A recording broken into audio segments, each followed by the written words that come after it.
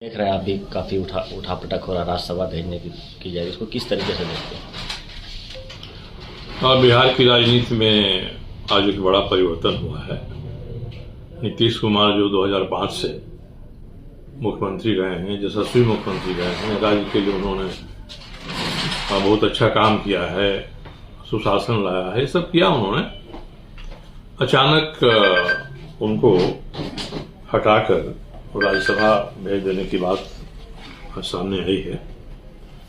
तो अब भाजपा जदयू की सरकार चल रही है, ये दोनों मिलके जो निर्णय करें अपनी सरकार चलाने के लिए वो दोनों सक्षम हैं।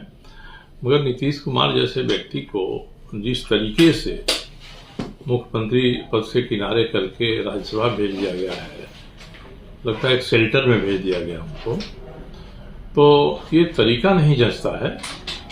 ये लगता नहीं है कि निर्णय सामान्य तरीके से हुआ है। पिछले 2 दिन के भीतर जैसी गतिविधियां दिल्ली से पटना तक चलती रही हैं, उससे ही लगता है कि एक स्कीम के तहत, एक डिजाइन के तहत ये किया गया है, जिसकी कोई जरूरत नहीं थी। जब नीतीश कुमार खुद ही तैयार हैं कि जो भी तय होता है हम मानेंगे, तो इसकी कोई आवश्यकता नहीं थी। एक प्रतिष्ठित तरीके से जैसी उनकी छवि रही है, उस तरह से नीतीश कुमार जी को राज्यसभा भेजा गया होता, किसी को एतराज नहीं होता। इस तरीके से मेरे जैसे व्यक्ति जो अपने आप को उनका मित्र मानते हैं, नज़दीकी मानते हैं, उनको भी धक्का लगा है। जनता दल के जो सामान्य कार्यकर्ता हैं, उनके भी फोन आ रहे हैं। ये निर्णय पच नहीं रहा है किसी से। अचानक ये काम हमने कर दिया, तो मुझे उम्मीद है कि अब जो हो गया है उसको लोग स्वीकार करेंगे। स्वीकार करना एक कड़वा घूंट पीने जैसा है। राज्य में सरकारें आती जाती हैं, बनती हैं, बिगड़ती हैं, और जैसे कोई बड़ा पेड़ गिरता है ना, तो धरती पर धमक होती है।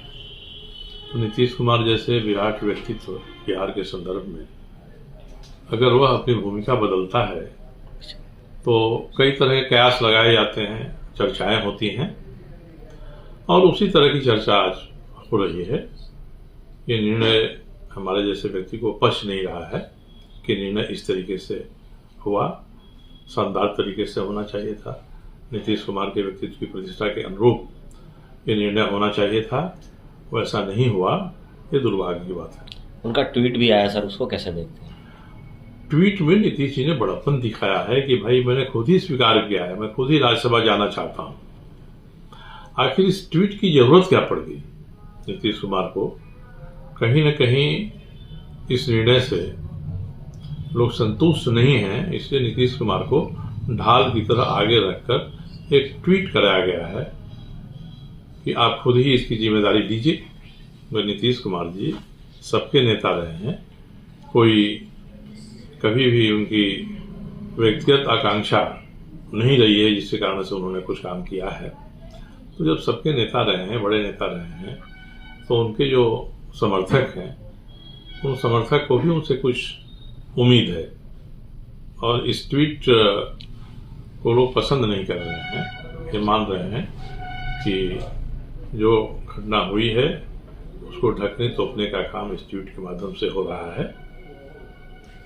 और मेरे जैसे बहुत सारे लोग हैं जो आहत हैं इससे, और पता नहीं बिहार के आगे की राजनीति पर इसका क्या प्रभाव पड़ेगा। नीतीश कुमार जी जिस तरह से बिहार को आगे ले गए हैं, वैसे ही आगे कोई सरकार बनेगी तो उनके निर्णयों को उसी रूप में लागू करेगी कि नहीं करेगी। उन्होंने शराबबंदी करने का बड़ा फैसला लिया था। राज्य के बड़े रिसोर्स संसाधन को बाध करके उन्होंने ये निर्णय लिया था। तो आगे आने वाली सरकार क्या करेगी? शराबबंदी को जारी रखेगी या राजस्व मिलेगा इससे इस निर्णय में परिवर्तन करेगी? तो देखना ही है। हम लोगों को कोई एतराज नहीं है कि भाजपा और जनता दल मिलके एक नई सरकार बनवा रहे हैं।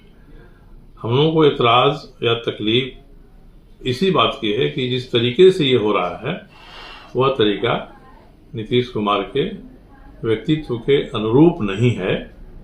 और उन्होंने बिहार के लिए जितना किया उसको एक झटके में खत्म कर देने की बात नहीं होनी चाहिए थी, सामान्य रूप से होना चाहिए था। जैसे परिवर्तन होता है, जब नीतीश कुमार खुद ही तैयार हैं तो सामान्य तरीके से, गौरवशाली तरीके से परिवर्तन हो सकता था। अचानक धक्का मार के जैसे किया जाता है, उस तरह की स्थिति नहीं आने देना चाहिए था।